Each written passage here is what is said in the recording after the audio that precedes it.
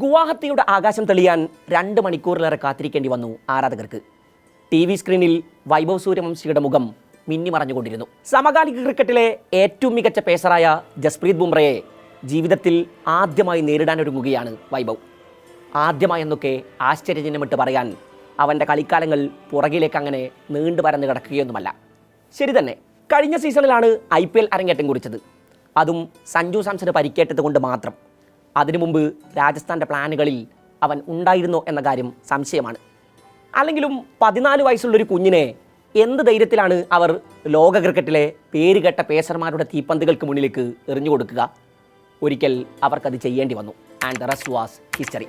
ഇപ്പോൾ അവനെ ഒഴിവാക്കിയൊരു പ്ലാനിനെ കുറിച്ച് ആലോചിക്കാൻ പോലും രാജസ്ഥാന് കഴിയുന്നില്ലെന്ന് വേണം പറയാൻ. അതിന് ബലിയാടാകേണ്ടി വന്നവർ പോലും ഉണ്ടല്ലോ. 15 വയസ്സ് തികഞ്ഞിട്ട് ഒരാഴ്ച പിന്നിടുന്നേ ഉള്ളൂ. ജസ്പ്രീത് ബുംറയെ നേരിടുന്നതിന് എത്രയോ മുമ്പ് തന്നെ ലോക ക്രിക്കറ്റിലെ വേഗപ്പന്തുകാർ പലരെയും വൈഭവ് നിർദാക്ഷിണ്യം അടിച്ച് ഗാലറിയിടുന്ന കാഴ്ചകൾക്ക് IPL മൈതാനങ്ങൾ സാക്ഷ്യം വഹിച്ചിട്ടുണ്ട്. അതുകൊണ്ട് മാത്രമാണ് ഏറെ ആകാംക്ഷയോടെ ആ ബാറ്റിലിനായി ആരാധകർ കാത്തിരുന്നത്. പോയ വർഷം മുംബൈയെ നേരിട്ടപ്പോൾ ദീപക് ചഹാറാണ് വൈഭവിനെ വീഴ്ത്തിയത്. അന്ന് 2 പന്ത് നേരിട്ട വൈഭവ് ബുംറ എത്തും മുമ്പേ സമ്പൂജനായി കളം വിട്ടു. ഇക്കുറിയും ഹാർദിക് പാണ്ഡ്യ ദീപക് ചഹാറിനെയാണ് ആദ്യ ഓവർ ഏൽപ്പിച്ചത്. ഇക്കുറിയും നേരത്തെ പറഞ്ഞുവിടാനായെങ്കിലോ? എന്നാൽ വൈഭവിനെ ഒരിക്കൽ പോലും അയാൾക്ക് മുന്നിൽ കിട്ടിയില്ല എന്ന് മാത്രമല്ല, ജയ്സ്വാളിൻ്റെ കയ്യിൽ നിന്ന് കണക്കിന് തല്ലുവാങ്ങിക്കൂട്ടുകയും ചെയ്തു. ആ ഓവറിൽ ഒറ്റ പന്താണ് യശസ്വി പാഴാക്കിയത്. 1 സിക്സും 4 ഫോറും അടക്കം അടിച്ചുകൂട്ടിയത് 22 റൺസ്. അടുത്ത ഓവർ ബുംറയ്ക്ക് കൊടുക്കുക എന്നതല്ലാതെ മറ്റ് ഓപ്ഷനുകളൊന്നും ഹാർദിക്കിന് മുന്നിൽ ഉണ്ടായിരുന്നില്ല. സ്ട്രൈക്കിൽ വൈഭവ്. അവൻ്റെ മുഖത്ത് ഭീതിയുടെ ഒരു ചെറു കണിക പോലും ഉണ്ടായിരുന്നില്ല. And the battle begins here. 131 kilometre വേഗതയിൽ ബുംറയുടെ ഫസ്റ്റ് ബോൾ. വൈഭവ് ലോങ് ഓണിന് മുകളിലൂടെ അതിനെ ഗാലറിയിലേക്ക് തൂക്കി. Perfectly connected. ഗുവാഹത്തി ആവേശത്തിൻ്റെ പരകോടിയിലേക്ക് എടുത്തെറിയപ്പെട്ടു. ബുംറയുടെ മുഖത്തപ്പോൾ ഒരു നിസ്സഹായ ഭാവമായിരുന്നു. തീർന്നിട്ടില്ല. 2ാം പന്തിൽ ഒരു സിംഗിൾ. 3ാം പന്ത് നേരിട്ട ജയ്സ്വാൾ ഒരിക്കൽ കൂടെ വൈഭവിനെ സ്ട്രൈക്കിലെത്തിച്ചു. ഇക്കുറി ബുംറയുടെ പ്ലാൻ എന്താണ്? അയാളുടെ പ്ലാൻ എന്താണെങ്കിലും വൈഭവിന് ഒറ്റ പ്ലാനേ ഉണ്ടായിരുന്നുള്ളൂ. നേരത്തേതിനേക്കാൾ വേഗം കുറവായിരുന്നു ഇക്കുറി ബുംറയുടെ പന്തിന്.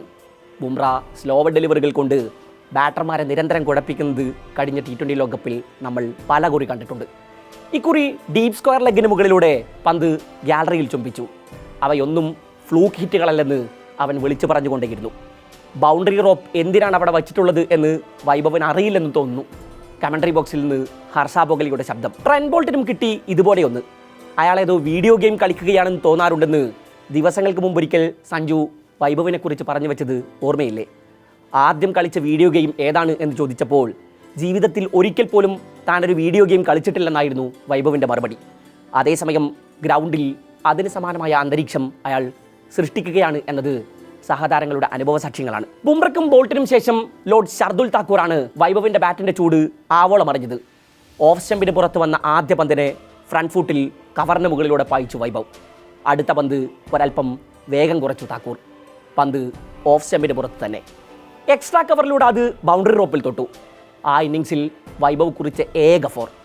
5ാം പന്ത് വീണ്ടും ഓഫ് സ്റ്റമ്പിന് പുറത്ത്. പന്ത് സൈഡ് സ്ക്രീനിന് മുകളിലൂടെ ഗാലറിയിലേക്ക് പറന്നിറങ്ങി. എന്നാൽ ആ ഓവറിലെ അവസാന പന്തിൽ വൈഭവ് താക്കൂറിൻ്റെ കെണിക്ക് തലവെച്ചു. ഇക്കുറിയും ഓഫ് സ്റ്റമ്പിന് പുറത്ത് തന്നെയാണ് പന്തെത്തിയത്. അതിനെ വൈഭവ് അടിച്ചുയർത്തി. തിലക് നേരത്തെ തന്നെ അവിടെ പ്ലേസ് ചെയ്യപ്പെട്ട് കഴിഞ്ഞിരുന്നു.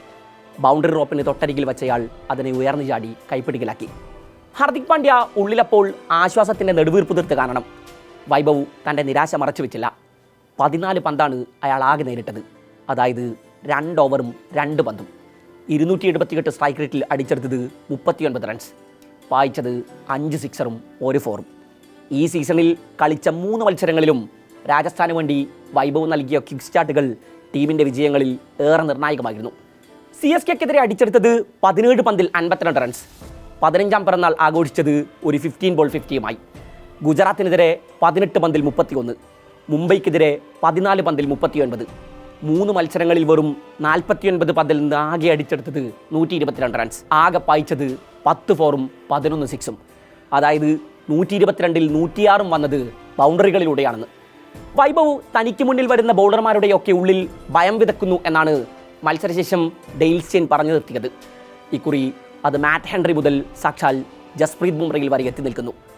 സകലരും നേരിടാൻ ഭയക്കുന്നവരെ ഫിയർലെസ്സായി നേരിടാൻ കോൺഫിഡൻസ് മാത്രം പോരാ, കയ്യിൽ കളിയുണ്ടാകണം. സ്ലോഗർമാർ ഒരിക്കൽ എക്സ്പോസ്ഡ് ആകും. എന്നാൽ വൈഭവിനെ ഇപ്പോൾ സ്ലോഗർ എന്ന് വിളിക്കാൻ ആരും ധൈര്യപ്പെടില്ല തന്നെ. എവിടെ നിന്നാണ് ഇതൊക്കെ ആരംഭിച്ചത്? പോയ വർഷം ഏപ്രിൽ 28-ന് IPL തൻ്റെ 3-ാം മത്സരത്തിനിറങ്ങിയ വൈഭവ് ടൂർണമെൻറ്റ് ഹിസ്റ്ററിയിലെ ഏറ്റവും വേഗതയേറിയ 2ാമത്തെ സെഞ്ചുറി കുറിക്കുന്നു. ഇശാന്ത് ശർമ്മ, മുഹമ്മദ് സിറാജ്, പ്രസിദ്ധ് കൃഷ്ണ എന്തിന് റാഷിദ് ഖാൻ വരെ അയാളുടെ ബാറ്റിൻ്റെ കരുത്തെറിഞ്ഞു. കരീം ജന്നത്തിനെ ഓവറിൽ നിലത്ത് നിർത്തിയിട്ടില്ല. 35 പന്തിൽ സെഞ്ചുറി കുറിച്ച് ഒരു 14-കാരൻ ജയ്പൂരിൻ്റെ ആകാശത്തേക്ക് കൈ ഉയർത്തി. ബിഗിനിങ് ഓഫ് അൻ എറ. വീൽ ചെയറിലല്ലായിരുന്നെങ്കിൽ രാഹുൽ ദ്രാവിഡ് ചിലപ്പോൾ അന്ന് മൈതാനത്തേക്ക് ഇറങ്ങി ഓടിയനെ. വെറും 16 ഓവറിൽ രാജസ്ഥാൻ അന്നൊരു മാമത്ത് ടോട്ടൽ മറികടന്നു. ഏറ്റവും ഒടുവിൽ വൈഭവിൻ്റെ ബാറ്റിൽ നിന്ന് ഒരു സെഞ്ചുറി പറഞ്ഞത് അണ്ടർ-19 ലോകകപ്പ് ഫൈനലിലാണ്. അന്ന് അവനെ പുറത്താക്കാനാകാതെ ഇംഗ്ലീഷ് ബോളർമാർ മൈതാനത്ത് ഫ്രസ്ട്രേഷൻ തീർക്കുന്ന കാഴ്ചയ്ക്ക് പോലും ഗാലറി സാക്ഷിയായിട്ടുണ്ട്. ഏഷ്യ കപ്പിൽ പാകിസ്ഥാന് മുന്നിൽ വീണപ്പോൾ ഇവൻ അധികകാലം വാടില്ലെന്നടക്കം പറഞ്ഞവർക്ക് മുന്നിൽ വൈഭവ് വിശ്വകിരീടവുമായി കസേര വലിച്ചിട്ടിരുന്നു. 15 വയസ്സുള്ളൂവെങ്കിലും വൈഭവിന് ഇനി ഒരു അണ്ടർ-19 ലോകകപ്പ് കളിക്കാനാകില്ല. BCCI റൂൾ പ്രകാരം അണ്ടർ-19 ലോകകപ്പിൻ്റെ ഒന്നിലധികം എഡിഷനുകളിൽ ഒരു താരത്തിന് ഇന്ത്യൻ കുപ്പായം അണിയാനാകില്ല. അതേസമയം ഇന്ത്യൻ സീനിയർ ടീമിൻ്റെ വാതിലുകൾ ഈ ജൂനിയറിന് മുന്നിൽ എന്ന് തുറക്കും എന്നറിയാനുള്ള കാത്തിരിപ്പിലാണ് ഇനി ആരാധകർ. അയർലൻഡിനും ഇംഗ്ലണ്ടിനുമെതിരായ പരമ്പരകൾ അടുത്ത് തന്നെ നടക്കാനുണ്ട്. അജിത് അഗാർക്കറിൻ്റെ ഒറ്റക്കോൾ മതിയാകും. ഒരു 10ാം ക്ലാസ്സുകാരൻ ഇന്ത്യൻ സീനിയർ ടീമിൻ്റെ കുപ്പായത്തിൽ അരങ്ങേറും. 16 വയസ്സും 205 ദിവസവുമുള്ളപ്പോഴാണ് സച്ചിൻ ഇന്ത്യക്കായി അരങ്ങേറ്റം കുറിച്ചത്. പിന്നെ നടന്നതൊക്കെ ചരിത്രമാണ്. ഇന്ത്യൻ ക്രിക്കറ്റിൽ മറ്റൊരു യുഗം പിറക്കാനിരിക്കുന്നു.